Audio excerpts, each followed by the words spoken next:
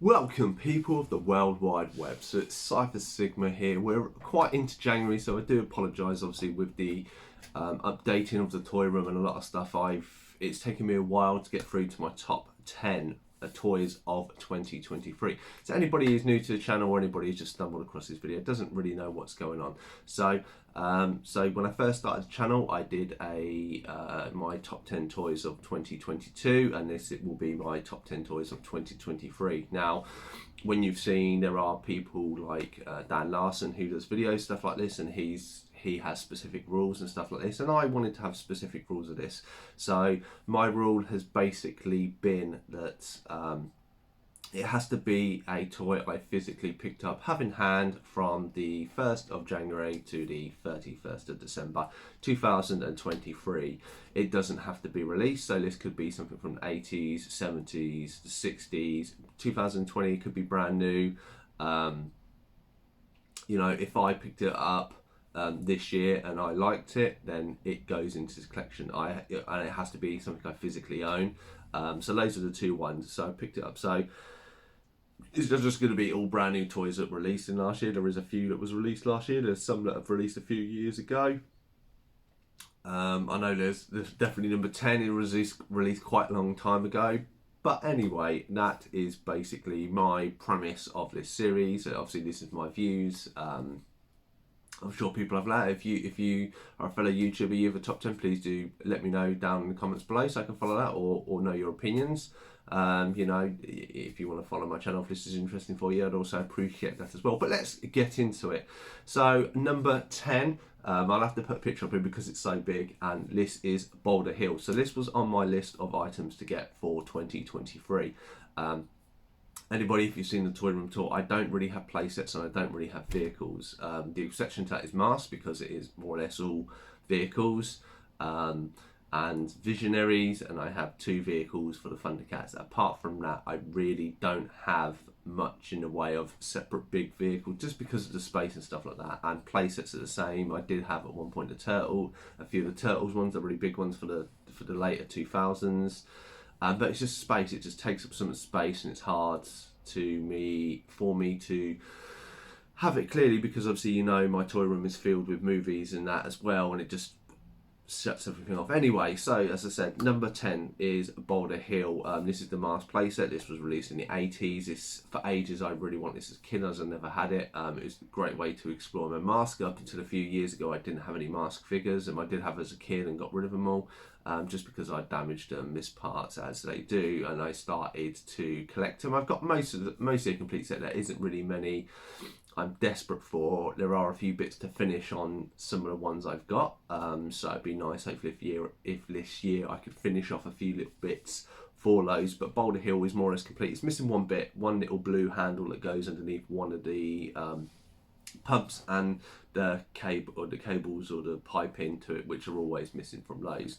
But it's more or less complete. I think it cost me like £80 or £90. So that was number 10. So number 9, we then move into the DC side of things, and this is Ghostmaker.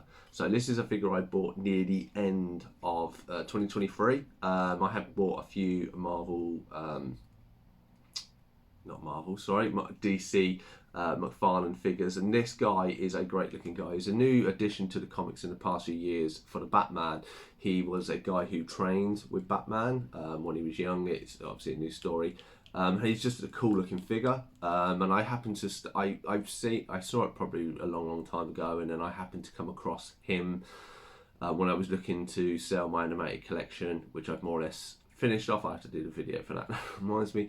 And this so this is the figure. Really lovely sculpt, really good articulation. He's got a big bulgy trousers, but I mean, out of the poses that you can put him in ninja style with the swords are great, and stuff. I think he only cost me like £15, so it was quite a cheap figure as well. But he was a great looking figure that I feel like should have needed to have some sort of representation. And I say he's so good in hand and so nice to pose, and I'm not the best pose of one. That is number 9. So then we move on to number 8, and number 8 is from a movie that I did have a big anticipation, but unfortunately fell flat, and this is Battle Trap. So the reason for me having, I have always, you see my collection, I have loads and loads of Transformers, but I haven't collected many of late. I did really like the visual looks of this, of the movies, and I started looking at toys. I have started to collect several of the toys.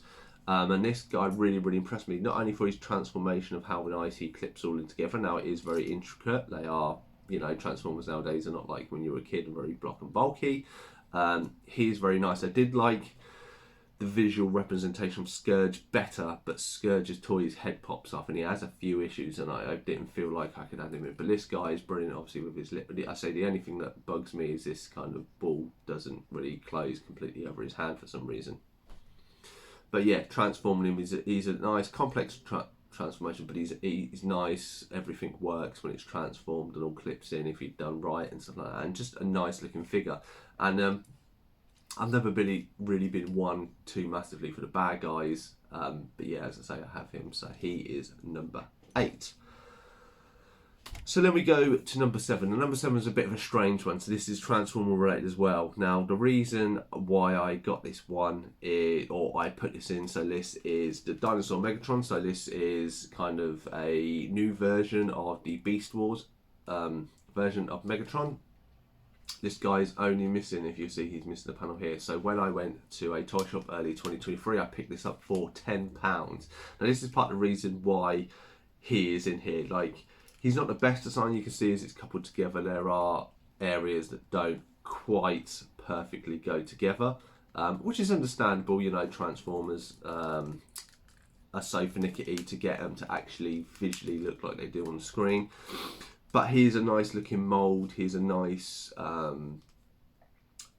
upgrade to the earlier version and stuff like that. He's a nice, it isn't the most complex transformation. And the fact that he just cost me a tenner, that's more part of the reason why he's in here. Like, he's just such great value. I mean, I think that when this figure was being, it's like 40, 50, maybe even £60 originally new. And I've not seen him anywhere near £10 being sold for. So the fact I got him complete, I said, yes, I know he's missing a panel, but for me it's like battle damage, it doesn't. So that is number 7. So moving away from the Transformers line, we go to number 6. So number 6 is from Masterverse. So I don't have many Masterverse figures, as you're seeing, I'm kind of giving it away. So this is Scareglow. So he's a very nice looking figure. There was a special edition translucent glow in the dark version. I don't believe this is it. I don't believe he glows in dark, but he's got the translucent head, which is, I mean, if you see the head face sculpt, this is absolutely amazing. I mean, I really liked the cartoon. I know a lot of people didn't. I know the second series is going, but he's a really nice figure. I didn't have a figure of him from the 2000 X line because that's what I mainly collect. But when I saw this guy, I had to get him, and it took me a while to find him cheap, and I managed to buy him off somebody. I think, again, £12, £15 is what I paid. But he's a great looking figure, obviously, the original one. I'm not a big fan of the original style of these, and obviously the original one of this, I think, goes for hundreds of pounds. But here's a great looking figure design, and obviously just a translucent head. One I think very much reminds me a little bit of Terminator-esque. I wonder if that's a line maybe they will reach out to. So that is number 6. So we switch over to number 5. So we go to NECA this time. So this is a figure I picked up I picked it up early in the year, but it was actually a Christmas present, so I didn't get it till Christmas. Ever since the 90s, I've been a massive fan of this animated cartoon. There wasn't really the greatest figures released out, and NECA are doing a bang up job, and this is Armored Xanatos. This figure is absolutely amazing. Not only just visual wise, just the little bits that got to it, like the little cannon, you have blast effects to make him fly in. Now, I absolutely love all of these figures, and I'm trying to collect most of them. The only problem, as you see with the wingspan, as I'll put my face in and look how massive it is, they are really hard to display at the minute. A lot of them you can get with the clamped down wings when you buy different characters, and that's, as time goes on, hopefully I'll get a lot more of them, and then these got Lee's, and you can get some of his sentries to go with him. I say the only thing that this kind of doesn't run out, the head, the human head, pops off really, really easy because it's kind of not designed well enough. The Cybernetic head fits perfectly on there, but Xanatos' head is a bit fun. I mean, it kind of helps. It's easy to take on and off, and obviously, if you've seen the cartoons, you know he has a cybernetic head that shoots off anyway. But even though the human Xanatos looks cool, this is kind of the evil version that I remember from being a kid. So that is my number 5. So number 4, we move on to, or have we been to Marvel? No, we haven't been to Marvel. So we've got to swing into Marvel if that gives you anything. So this is my favourite Spider-Man. That fortunately at the end of last year, Marvel Legends basically did move Spider-Man figures from the last Spider-Man movie, and this is my favourite one, Andrew Garfield. Let's try and not get too much glare, but it is a really good face and a really good representation of him. I mean, he is my favourite Peter Parker. Yeah, he's my favourite Spider-Man character, but not of his portrayal of Spider-Man. I prefer his portrayal as Peter Parker. I so thought it brought so many elements to it, especially in the first movie. I said I don't think he's really to blame that the second one didn't do as well. And he is a great actor, and the fact we've actually got our own likeness of it is brilliant. He sitting on my shelf next to Spider-Man. You know, to fact actually have a physical figure of Andrew Garfield as Andrew Garfield's Spider-Man, I should say, or Amazing Spider-Man, if you want to be accurate. Absolutely adore it. So yeah, he is number 4. So number 3 goes along to a personal taste. Now this is a toy I wasn't expecting. So my wife, obviously my birthday, Christmas and our anniversary all sit in a 7-week period, so I get a lot of stuff near the end of the year, and she gifted me with 52 Beast boxes, and what these are is little transformers that basically transform into blocks, and she gifted me these. So these are 4 penguins. You know, they've got little, you can change their facial expression or their eyes expressions, and they all clip together to go into this little box. And I have a few of these that she has luckily gifted me throughout the Christmas period. Obviously they can tilt their heads and stuff, and they are great little things. You know, me and my wife have a massive love of penguins. So the fact there's like a penguin transformer, I know there is a Beast Wars one, which I do have as well. He's quite hard to get hold of, so I'm quite fortunate I got him when he was cheap. But to get these 4 little guys or girls or whatever you want to wish to call them, you know, and have them, and then you can put them in a block and transform together is great, you know, and because the kind of personal, because it's such a personal gift for her and such nice, and something represents kind of us, and that is absolutely lovely. You know, it wasn't a brand or a toy line I was even looking at, but I'd seen an owl that I really liked, and that's kind of, she'd heard me talking about that and then gone off on her own. So that was number 3 for me. Sorry, they're a bit hard to like, I can try and hold like all 4 of them up, but it's really hard to. I'll do a overall picture of all 10 of the things. I feel so. Okay, we're getting to the final 2 then. So at number 2, this is also from Hasbro, and I've been raving about this in quite a lot of videos this year. So this is Serpentor. I think I said that in the video as well.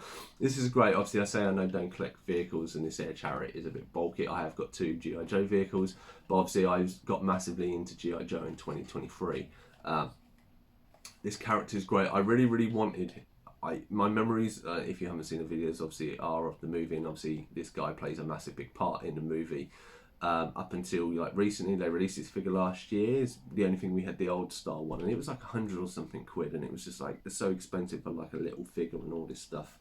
And then they released this one. I think this cost me about £80 because I managed to get in on the pre-order. He has like different face sculpts and different backings there. He has loads of accessories. Obviously I like the Air Chariot. It has little details of the guns, and obviously like the cloth cape.